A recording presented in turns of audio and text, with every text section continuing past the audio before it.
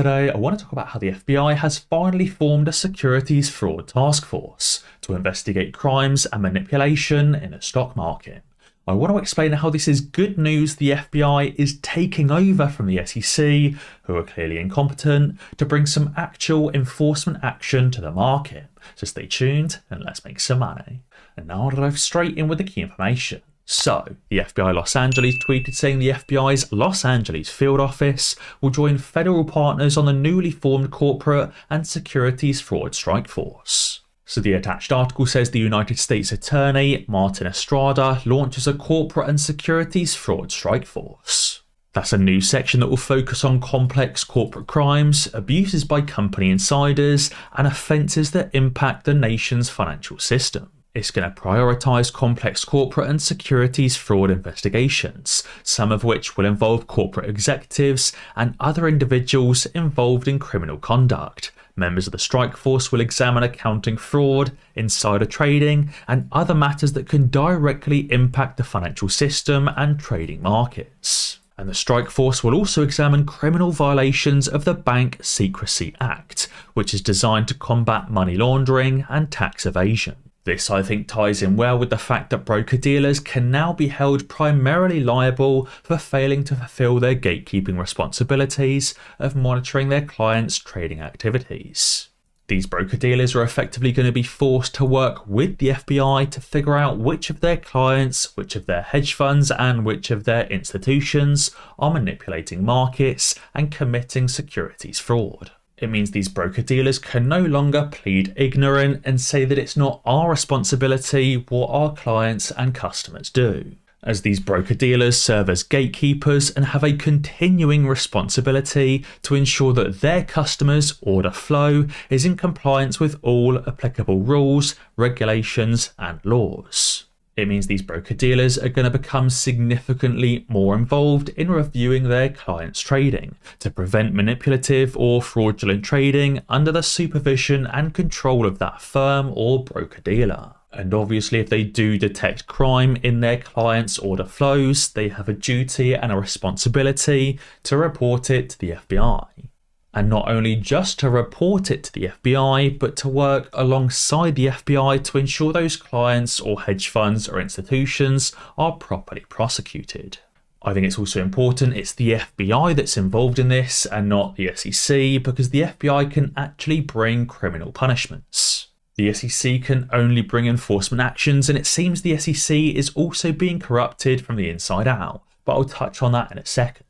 The fact the FBI can actually bring criminal punishments is even better, as it means many of these hedge fund managers, these market makers and their CEOs, and these institutions and their bosses will face actual prison time. But as I said, it also seems the SEC is being corrupted from the inside out, as per this tweet from InvestorTurf. They tweeted saying, breaking news, Gerber Rowell, the SEC's enforcement director, is currently the subject of a corruption investigation. Who would have known it could even be the very tippy-top employees at the SEC that are prone to corruption? If only somebody or some kind of community interested in maybe meme stocks would have guessed this months, if not years ago, right? But anyway, this article talks about the New Jersey AG investigation into the alleged corruption of Gerber Rowell in the Menendez case. Signing up to Moomoo is easy and it's free, it just requires that temporary deposit, but it's a really great way to help support the channel.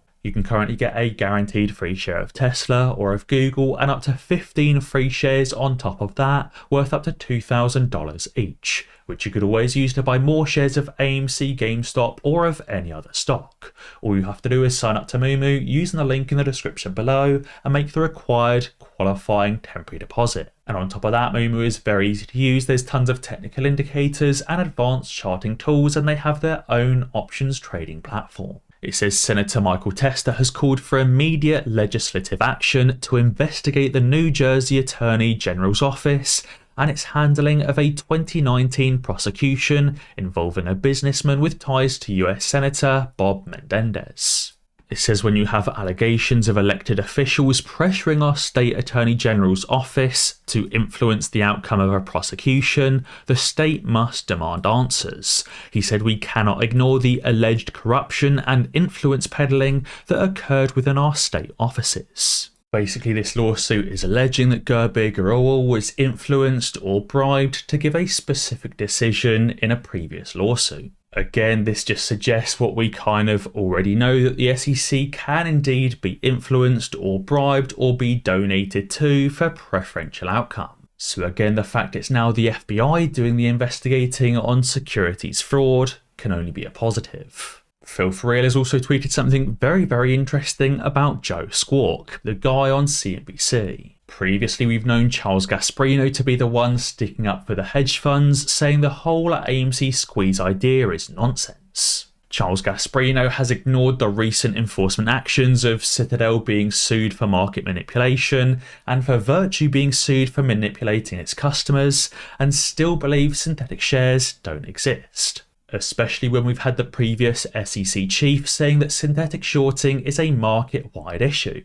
We've had previous employees at Morgan Stanley saying they naked short sell stocks every single day, but yet Charles Gasparino still has his head in the clouds and believes that it doesn't exist. And Charles Gasparino still sticks up for these hedge funds and says that Ken Griffin has absolutely no involvement in AMC and GameStop, as deluded as Charles Gasparino is. But it also seems like Joe from CNBC, or Joe Squawk, is also sticking up for these hedge funds, as tweeted by Phil For Real. He tweeted saying, watching Joe Squawk panic under my thread is pure bliss. He said, this man is terrified.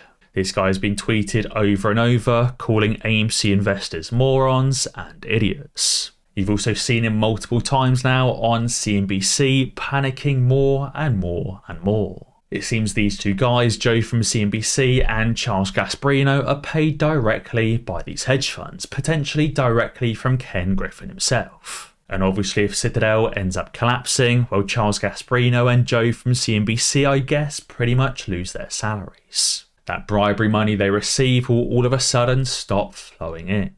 And Crystal Ball is tweeted saying, who are you clowns being the mainstream media trying to convince? Because no apes are selling their shares. He said the AMC, GameStop and meme stock army is still growing. The mainstream media's plan is backfiring.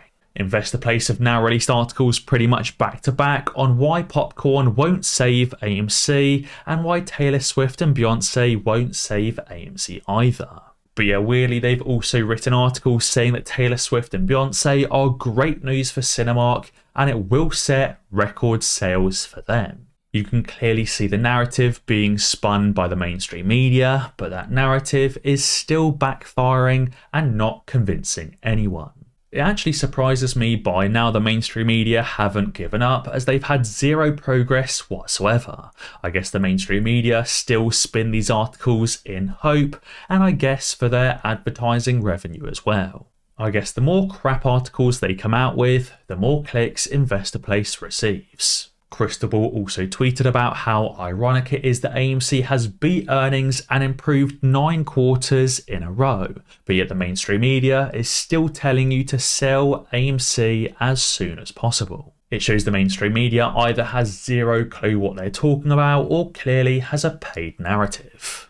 You could say that obviously my narrative is going to be different to the mainstream media because I personally have an investment into AMC, but I try and keep my narrative to the fact, and the fact is that AMC has improved quarter over quarter for 9 consecutive quarters. The fact is that AMC now not only generates profits, but will be improving those profits quarter after quarter after quarter going forwards as well. And depending on just how great Taylor Swift and Beyonce are for Cinemark, it will mean AMC also generates billions of dollars in profits too. That's not just a left or a right narrative, that's a fact straight down the middle. And something else that's also a fact is this tweet from Lawrence McDonald. He tweeted saying with US Treasuries at 5%, Bank of America is close to 45 times leveraged. And he said if the Treasuries rise to 6 to 7%, Bank of America would become infinitely levered and would effectively go bankrupt. It seems the cost for credit default swaps on Bank of America and Citibank over the last month has been rocketing up again. It won't be long until these credit default swaps become more expensive than they were back in March of 2023 when banks were collapsing left, right and centre. And if these CDSs or credit default swaps do continue to get more and more expensive, we could potentially see Bank of America or Citibank collapsing. And obviously if B of A collapses, it will take down Citadel as well, as B of A holds over 90% of Citadel's margin loans. Now that would be a crazy sight if after all of these potential catalysts that could cause the AMC squeeze, the one catalyst that actually causes the squeeze is the collapse of Bank of America. But guys, be sure to let me know what you think down in the comments below. And as always guys, be sure to ding that notification bell, because that way you'll be alerted when I upload a new video. Cheers.